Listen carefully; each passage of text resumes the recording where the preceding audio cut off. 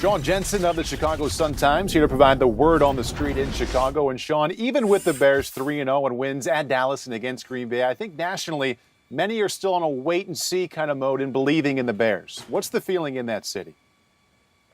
Well, I think there's definitely the same approach among the fans here. They're very excited about the 3-0 start, but they have questions about the offensive line, about the defensive line pressure, the lack of a running game so far. So there are some serious questions here.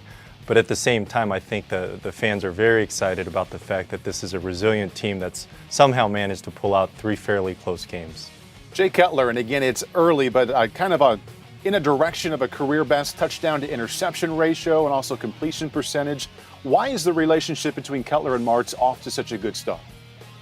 Well, I think the Martz-Cutler relationship is off to such a good start because Mike Martz has the credibility. He's got the resume. He's worked with some outstanding quarterbacks, most notably Kurt Warner.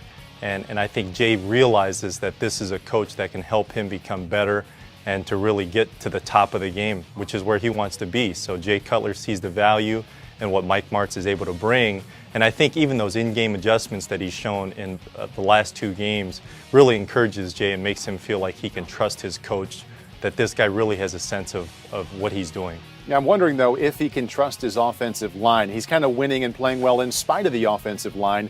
Is this going to be a problem the team has to overcome all season?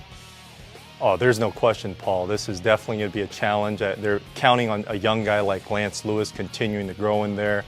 They're counting on Olin Kreutz's leadership to really make up for, some of the maybe athleticism issues that they have on the unit. And I think the biggest thing is they just need Chris Williams to come back healthy and to play at the level that they need. I mean, he's a first-round pick, and he's got to be able to play at that level, and we just haven't seen that consistently here so far in Chicago. Can we expect him to be fully healthy anytime soon? Well, it's a hamstring, so it's one of those things that will get better, and once he gets to be fully healthy, it shouldn't be an issue for the remainder of the season. So that time is coming. I'm not sure how quickly, whether it's another week, another 2 weeks, but the hamstring is an injury that he definitely can bounce back from and get back, healthy for the rest of the year. Tommy Harris, somewhat of a surprise, deactivated Monday night. What's the week been like for him, and what can we expect from him on Sunday at the New Meadowlands?